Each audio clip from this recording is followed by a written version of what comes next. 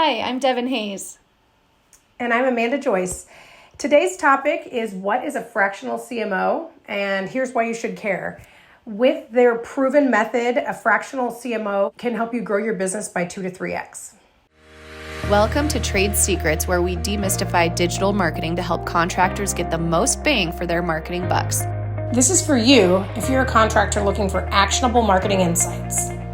Learn from home services industry experts to elevate your business through simplified marketing strategies. Let's dive into today's trade secret. We are so excited to introduce you guys to Brian Talbot of the Value CMO. Welcome, Brian. Hey, how y'all doing? We are great. Good.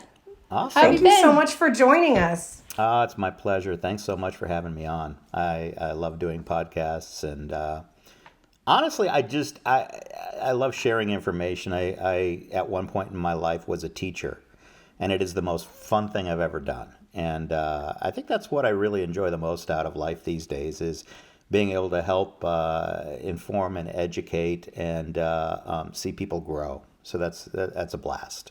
I love that. Thank you. Absolutely. Well, and it seems like your role is, you are a teacher in so many ways. So it's got to be really exciting to be able to kind of marry all of your marketing expertise and, helping people one-on-one the way you do.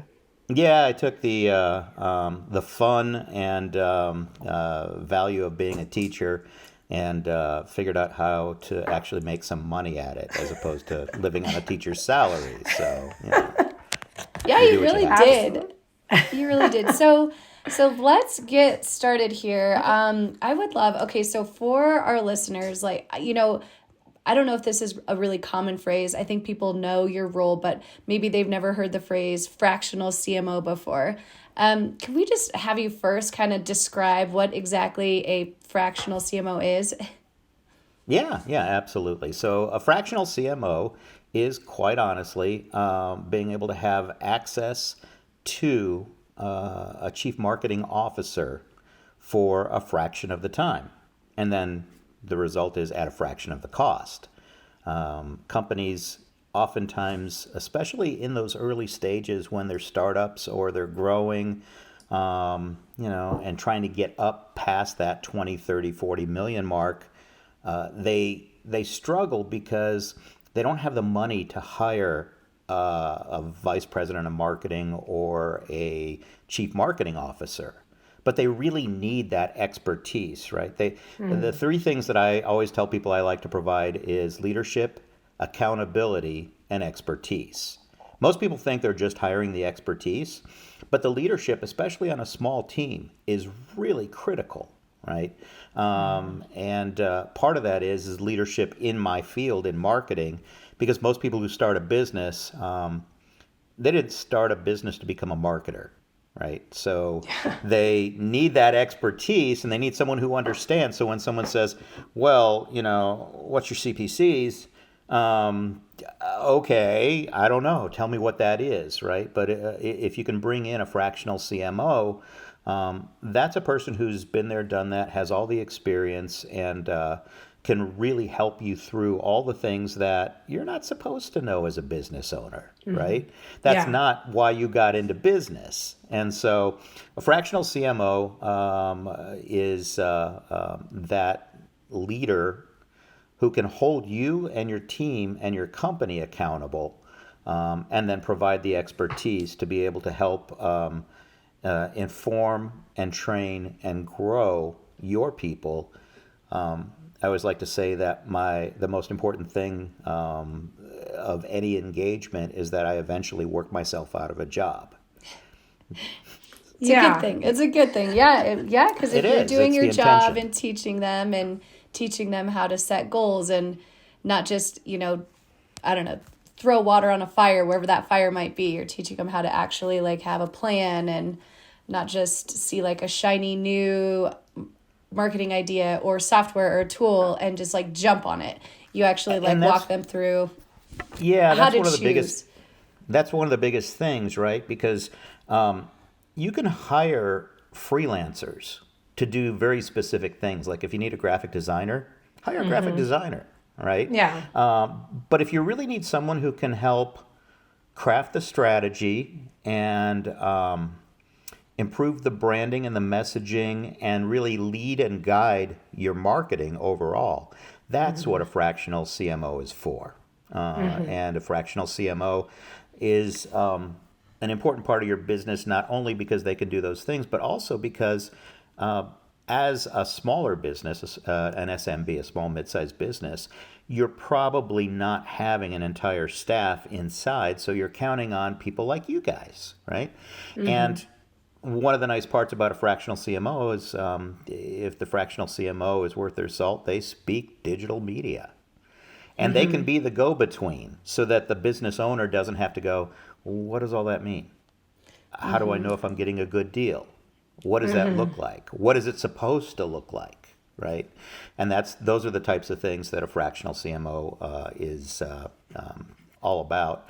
Fractional CMO is the logical follow-on to one of the first fractional roles was the fractional CFO, or Chief Financial Officer. Yeah. And so that's what most people recognize, and they'll recognize the term fractional CFO. Honestly, today, it's fractional executives across the board. Everybody from a CIO to a CEO to a COO to a CMO and a Chief Revenue Officer, a CRO. Just about anybody in your C-suite can now be a fractional executive and give you the value that you couldn't really otherwise afford to bring in on a full-time basis. And truth be told, you don't always need the person on a full-time basis until you get to a certain point, until your business gets so big that you're, building entire teams. You have an entire marketing department. But in the meantime, if you have nobody, or if you have a marketing coordinator, even a marketing manager, right? A one-person marketing show. Those people oftentimes need a lot of help, right? And that's one of those things. Oftentimes when people get into marketing, they get into marketing because it's fun, it's cool, they have certain skills, they can plan events, or they can put together a flyer using Microsoft Publisher. And or they know how to write social media posts, and someone all of a sudden turns around and goes, okay, great, you're a marketing person. And so what happens is a lot of marketing people learn by just, it's all about what tasks do I need to do. And what that turns into is what I call checklist marketing. And as people do checklist marketing, that's great. It gets stuff done. It's very task focused. But what's missing from that is to what end, right? And that's where the strategic marketing needs to start to come into play. Because if all you ever do is task marketing or checklist marketing, it's a whole lot of activity, it's a whole lot of busy, and you really don't understand what the value is. And that's where you get that whole terminology of the marketing black hole. I pour a bunch of money into it, and I have no idea what happens or where it goes, right? Yeah. I just think that I'm supposed to, so I do, but I don't know if I'm getting anything out of it or not. So... Yeah, I think you made a really good point earlier. You said that like businesses, they don't start a business to get into marketing. They, they're there to run a business. And so, it makes sense that like, I don't know, how are they supposed to be educated on all of these things and have all the experience and then also try to run their actual business? And so a role of a fractional CMO, like it really does make a lot of sense. Do you see... like what size businesses, like revenue wise, I guess, do you really see like the businesses start to dive into looking at a fractional CMO? Because I think for so long that checklist marketer that you mentioned, that it can get the job done. It could they can get the brand's name out there. But at what point do you see people starting to, needing more for their business to actually scale? Sure. The first $1 million to $2 million can usually be done through heroics, right? And when I say heroics, it's usually the founder of the company, and you put in the late nights and the weekends and all the extra time and effort and energy, and you're the best salesperson for the company because it's your heart and soul. And so many companies build from 0 to a million or 0 to 2 million based on heroics. But at some point in time, the heroics will fail you, right? And the whole idea of bringing in a fractional CMO is to bring that fractional CMO in while you're still growing before you hit one of those failure points. So I like to say that my core audience is really between 2 and 20 million, 3 and 30 million, somewhere in that range. Because the thing that on the other side of that, what ends up happening is companies who get to 20 or 30 million, all of a sudden just feel like they need to have a full-time VP of marketing or full-time CMO in place to lead and guide teams, people, departments, be a permanent part of that whole leadership team, right, in the C-suite. So it's really somewhere between 2 and 3 million on the bottom side, and it is very valuable all the way up to somewhere between 20 and 30 million, depending on the business. And yeah, earlier you had also mentioned that you when you're doing your job, they graduate basically. They only need you for a certain amount of time, and then you've kind of taught yourself out of a job. Do you find that oftentimes they're hitting that point that they're already ready to get their full-time Brian, or are they just, is there maybe a medium there where they're not quite ready for the full-time CMO, but you've really done what you could do for them, and they're off and running? So yeah, I mean that's always a unique situation to the individual company, and it's based on what the company's set up to do and how they're growing internally, right? I like to say that I am pretty much on par cost-wise with a marketing coordinator, maybe a marketing manager, by the time you bring them in and they're fully loaded costs and all that kind of stuff, right? Yet I bring 35 years of experience. Yeah. And that's something that someone with 2 to 3 years of out of school doing effectively checklist marketing really can't get to. And so I've actually had people who have said, okay, guess what? We think we're ready to graduate. And then all of a sudden the phone rings a couple months later and it's like, well, so we have this one thing that we're trying to do, and wondering what you have as far as availability and all that. And I'm always happy to help small companies grow, right? Yeah. I like to grow companies. I like to help people succeed. And that's really the driving force between why I do the driving force of what I do and the reasons why I do it. But yeah, sometimes, if you get a marketing director who can oversee 2 or 3 people, one of the other advantages of having someone like a fractional CMO is that I can help train them to bridge that gap, move from checklist marketer into strategic marketer, and truly create a heck of a lot more value for their company. I also, because I have managed people throughout my career, and I really enjoy that aspect, I can help that company or the individual within the company become a better leader and work their way into that C-suite, or at least be counted on as a trusted advisor to the leader of the company. Yeah, because when you say checklist marketer, so I'm just going to give a for instance, right? So that's like you have someone sitting in the chair and they're like, cool, I posted to Facebook 5 times this week, just like you asked me to do. But what they're not thinking of, right? But they're not thinking about, well, what's the point of posting 5 times to Facebook? Because business owners, especially in the contracting world, they might hear a lot like, you've got to be on social media, you need to be posting, you've got to be engaged in doing all this. And it's time consuming to really do it the right way. But what's the goal of, if you chose that number 5 times a week to Facebook? So you're really guiding them to say, yes, you can check off those lists and say, I did the things you wanted me to do, but you are teaching them to say, wait a minute, I can do that, but what's the goal? What's the reason that we're doing that, right? And so you're teaching them to have kind of more of a big picture thought process, or more critical thinking, not just doing the tasks that are assigned. Absolutely. I mean, just because you can doesn't mean you should. That's always the first rule, right? True. And the second rule is to what end? If you're going to do something, what's the goal? What are you trying to achieve? What's the outcome you're shooting for? Because if you don't have a goal, then you're just being busy, right? And if you don't understand what the goal is, then you can't really lead the project.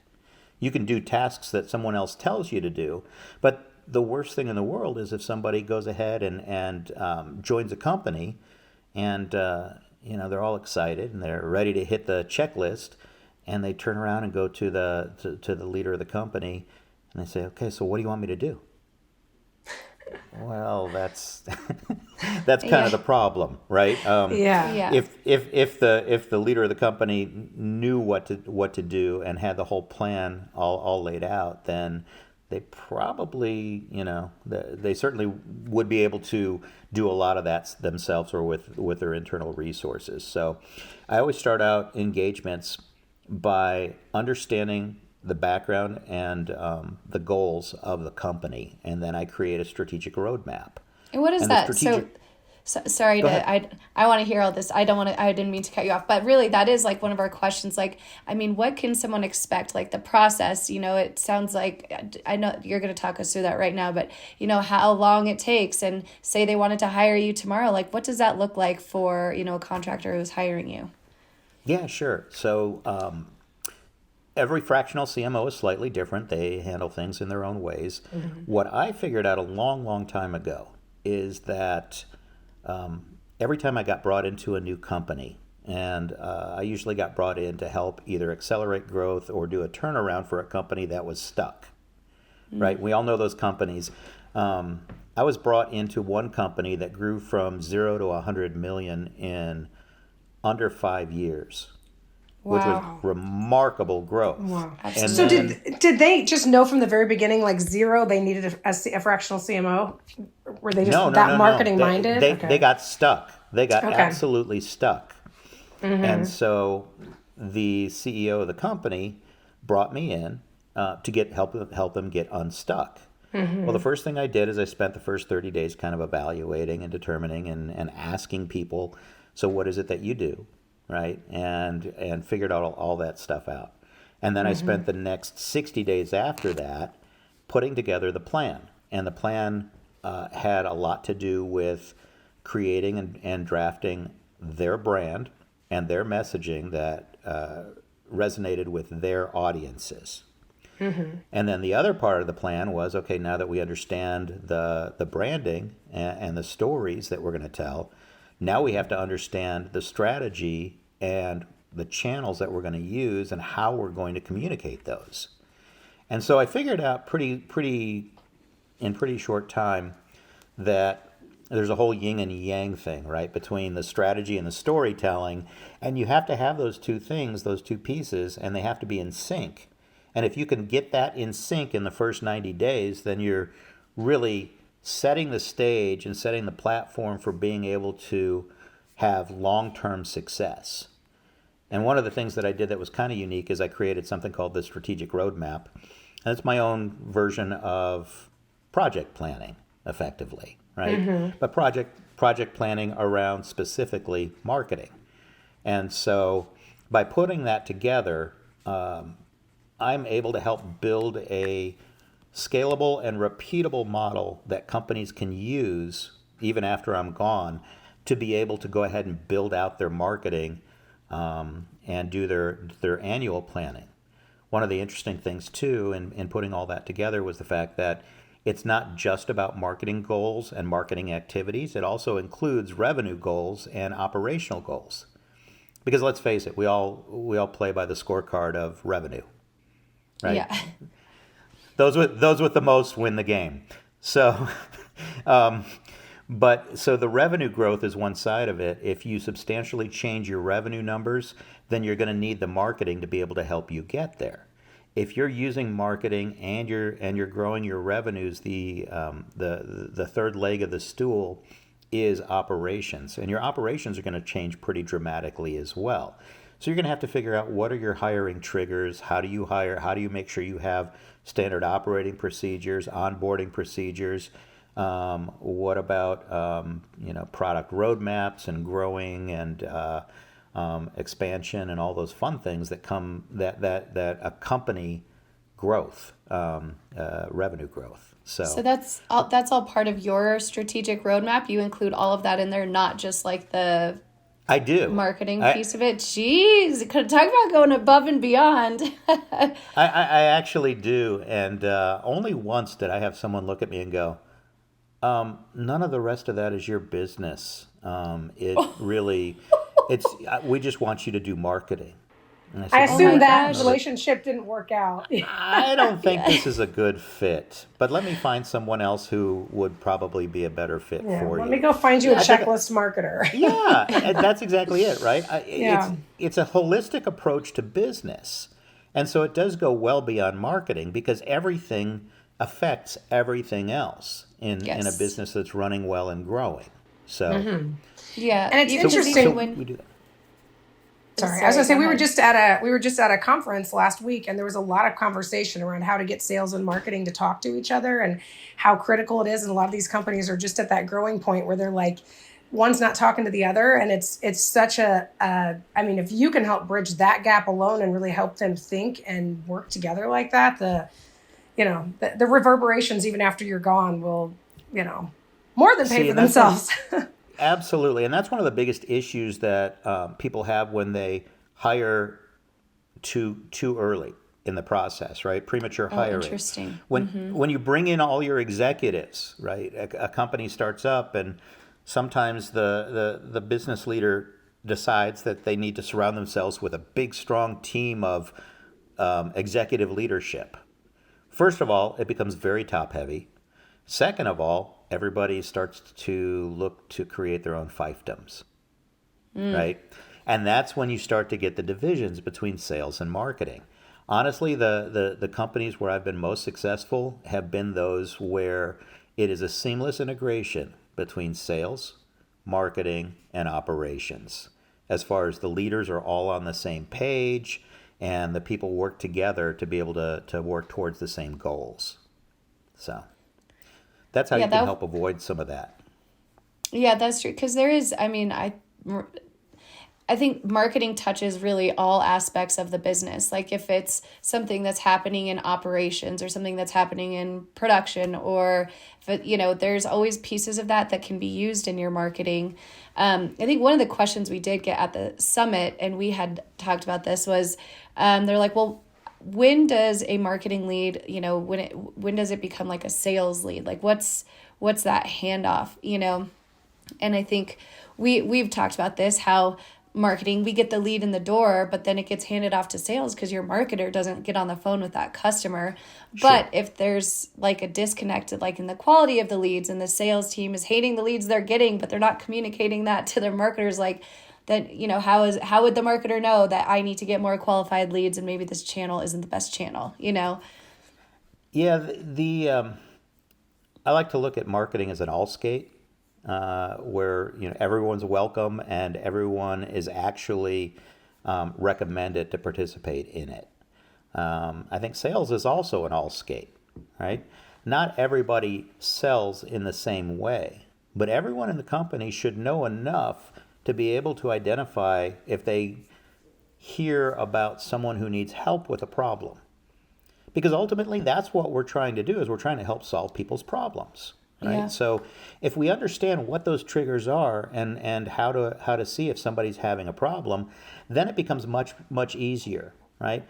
There's marketing qualified leads and sales qualified leads. And ultimately what that is, the way, again, everyone has their own definitions. My definition is that when you set out to reach customers, prospects and customers, there is an exploratory stage at the very beginning of that relationship, right? And your goal as a marketer is to help identify and engage someone. Well, as you're identifying and engaging and reaching out to try and send your messages to people, your prospect goes through what's called a customer journey. And the customer journey is their exploration. They understand their problem. They understand they have a problem, and they understand that they're looking for a solution to that problem. And so over here in this circle, here is the customer journey, right? And that's what they get to do. They'll go online. They'll take a look at your website. They'll see your ads. They'll see you on LinkedIn. They'll do all those kinds of things, right, on Facebook or Instagram or even TikTok or wherever, and they'll go, that company might be able to help. Let me dig in and find out more. And they do their own self-exploration.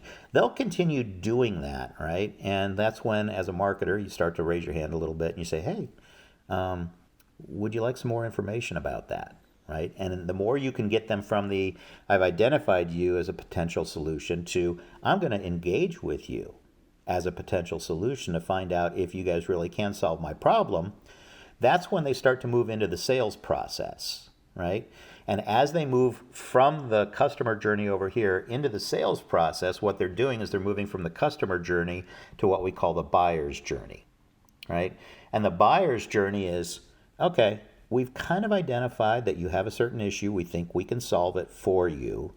And we're going to help you understand how that works and how we can ease your pain in exchange for you becoming a customer, right?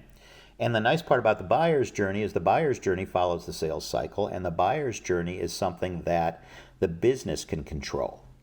So the whole goal of marketing qualified to sales qualified and growing business is really about getting someone into the customer journey so that then they can move across and end up in the buyer's journey.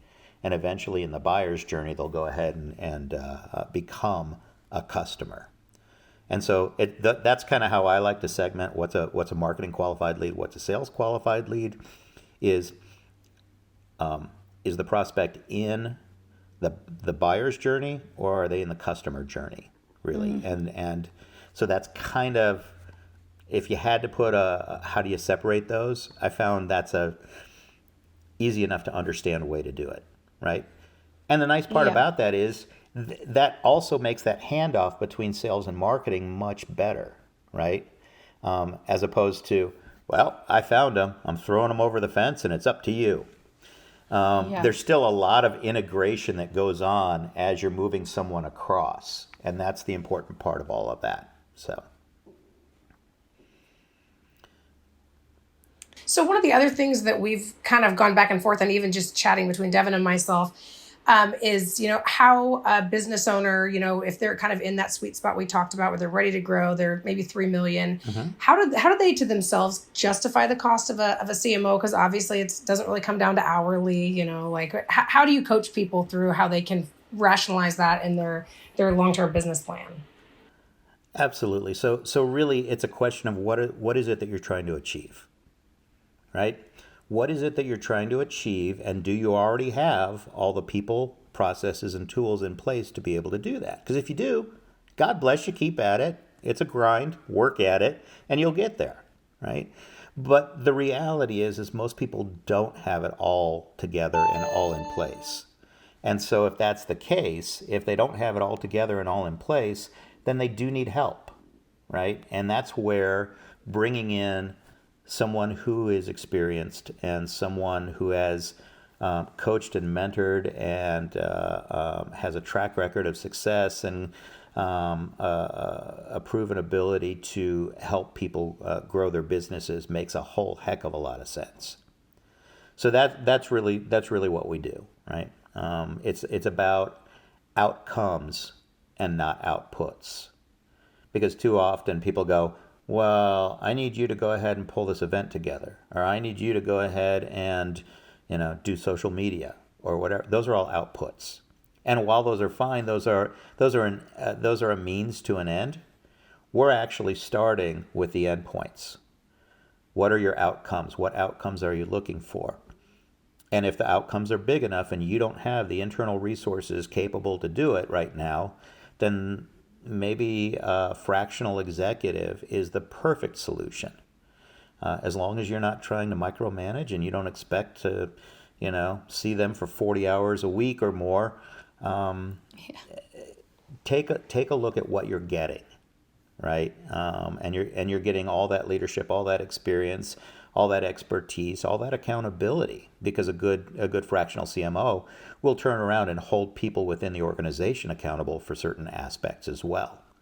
If you really think that you're just going to hire a marketer and they're going to do marketing for you and you're going to be successful and that's all it takes, you're going to burn out the relationship in no time and you're not going to be successful. And then you're going to have to start all over with another one. So we try to avoid that. Yeah, and you were, I think, so what is, like, I think you said it's like 160 hours a month that it would be if they tried to hire someone full-time versus just hiring an expert for like a handful of hours, and how much that can like just change their entire outcome with their marketing for the year. Yeah, absolutely. So if you go 40 hours a week, right, 4 weeks out of the month, 160 hours, right? As a fractional, I am fully loaded somewhere between 60 to 80 hours a month. And part of that is because I'm working across multiple companies. So you have to be able to change gears, right? But the bigger part of that from the client perspective is the fact that I know how to get things done, and I know how to get things done quickly because I have, way too much experience. Thanks for the gray in my face.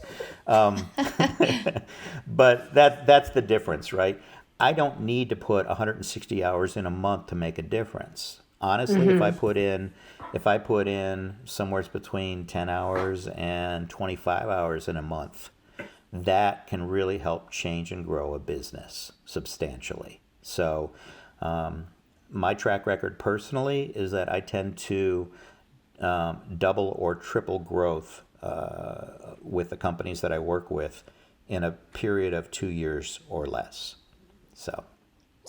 Wow, yeah, let's talk about that. So we want to hear. Tell us about one of your, success stories and kind of the timeline. I think I love stories like this because it sets an expectation, because a business owner out there could say, oh, well, yeah, I'm sitting here at like 2 million and have kind of been stuck here for the past like 2-3 years and can't seem to like get over that hump. So I love me a good success story. So give us one, Brian. we have them, and that's the fun part. And again, I know you do. That's what makes this job fun for me. Yeah. Marketing is marketing, and do I wake up every morning going, gosh, I can't wait to market? No, honestly, if I could be sitting on a beach with a drink in my hand, I'd be a happy, happy camper. But what does make me happy is being able to help those small business owners grow their businesses beyond what they really thought they could, or help them grow to what they always thought they could but never could get there, right? I have one company that we've worked together on, and when I started working with them about between 2.5 years ago, they were at $2.6 million in revenues for the year. The following year, they finished up at $4 million. This past year, they finished up at $8 million.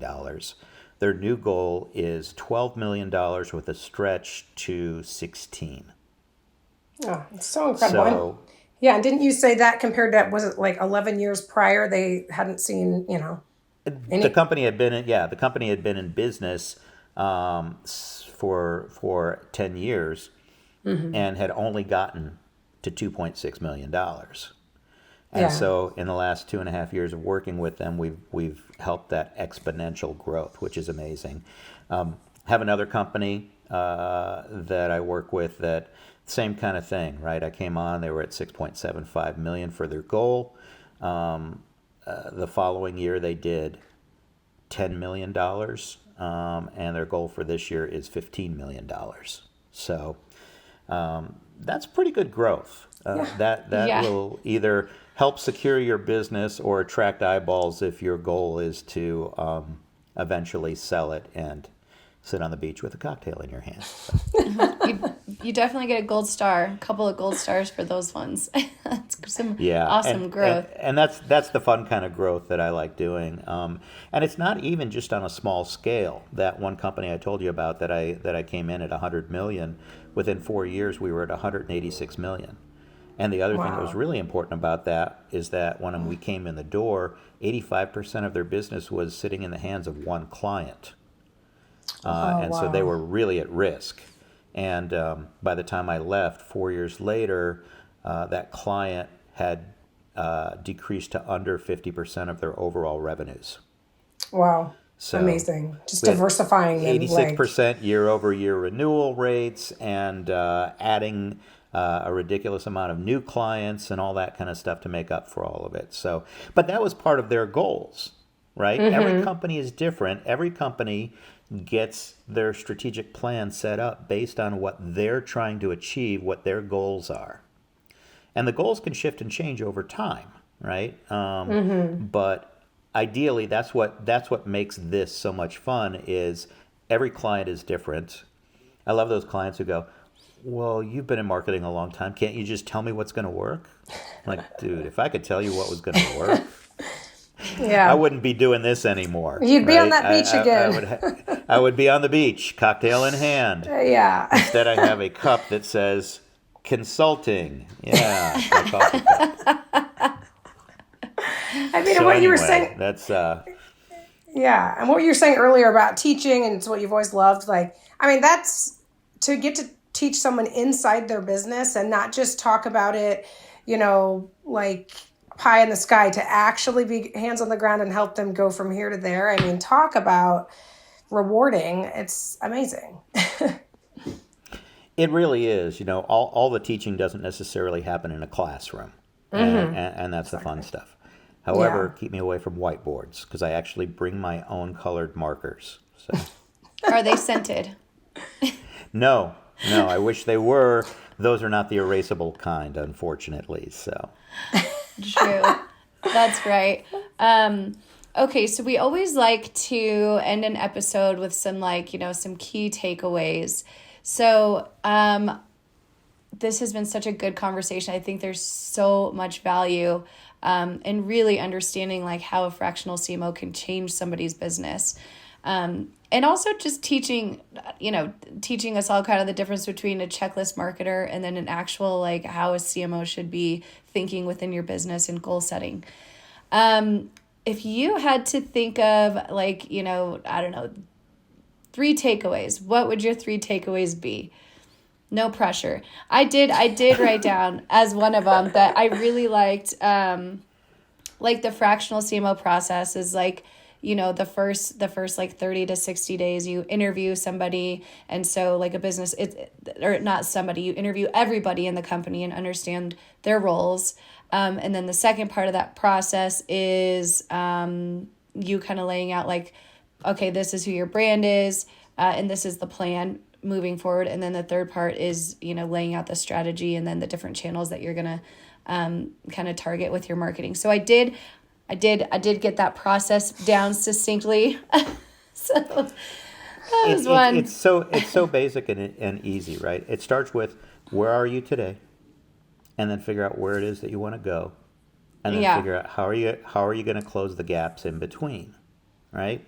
And the other side of this is that marketing is all about connecting with people, right? People will buy based on emotion.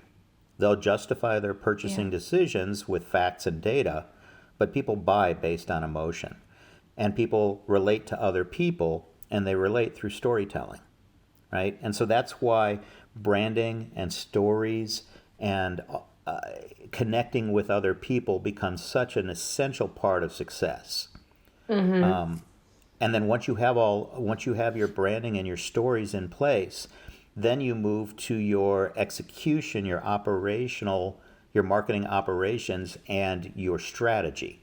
And your strategy helps guide you so that you don't fall off the rails, right? It's so easy because everybody has something new. It's a new tool that if you just use this, you'll be successful, or whatever that is, right? But if you start with a very simple plan, goals at the top, strategies next, and the strategies have to relate directly towards fulfilling the goals. And then you have execution, which are your tactics and processes that help you fulfill your strategy to deliver on your goal. The only thing that's left at the bottom is the resources, and that's people and tools, right? One of the challenges that most people have is they start with the people and the tools. If I can hire the right CMO, we're going to be successful. Maybe, maybe not, right? If I can bring in the right tools, if I can have the right CRM, if I can just do Google ads, I will be successful. Maybe, maybe not, right? It depends on how that relates to the execution of tactics and processes that lead to engaging and achieving your strategies to help reach your goal. So you start with the goal, work your way down through strategies, which are kind of like milestones. Work your way from strategies down to execution, which are kind of like the deliverables. And then the very last thing are the resources. And I always like to call the resources the shiny metal objects, because those are the things that can very easily distract us, right? So start at the top, work your way down. And here's another good one. Don't try to do too much, right? Yeah. Everybody tries to do too much. I say 3 key goals. Start with 3 key goals. Create the goals, create the strategies to support the goals, the execution to support the strategies to support the goals, and then figure out what resources you need to be able to execute on the strategy, to be able to execute to reach the strategies to deliver on your goals. And people go, well, that's just not enough. And I always look at them and go, I'll tell you what, if we start with 3 and you accomplish one of them, I'll allow you to go ahead and put another one in its place. I promise you can do that. But the thing is that a lot of this, especially on the strategic side, tends to be those things that are, if you follow the Pareto principle, the 80-20 rule, this is the 20% that you're working on your business, as opposed to the 80% of the time that you're working in your business. Mm-hmm. Yeah. Right? Because both are required to be successful. You can't just stop working in your business and expect to be successful. At the same time, you can't spend all your time working in your business and no time working on your business, because you'll never grow it. So, yeah. I don't know. Are those 3 things? I think so. Yeah. I think I think so. I think you nailed it. Yeah, I don't know. This was great. It's always great talking to you. I think I realized I am someone who I'm like always in the trees, and so I love speaking to people who are like forest seers because with what we do, it's so technical that you really are just like looking at moving parts all the time instead of like thinking of those big picture things. So I so appreciate someone who can kind of break down what that looks like, and it bring it all together, and it does it. I mean, it really is. I don't know. It really does come down to goal setting, really, at the end of the day, and how you're going to execute and measuring and, refine, repeat kind of deal. So, thank you so much for sharing. Yes, thank you, Brian. So if people want to get in touch with you, Brian, how we'll have it in our episode notes. Sure. What's the best way to get in touch with you? BT at the Value CMO. It's thevaluecmo.com. The business was built on providing value to the customers. So beautiful. Thank you so much, Brian. Thank you guys so much. Appreciate it. Have a great day. You too. Thanks, you too. That was today's trade secret. Thanks for listening. Did you find this helpful? We're just getting started. Subscribe and don't miss our next reveal. Until next time.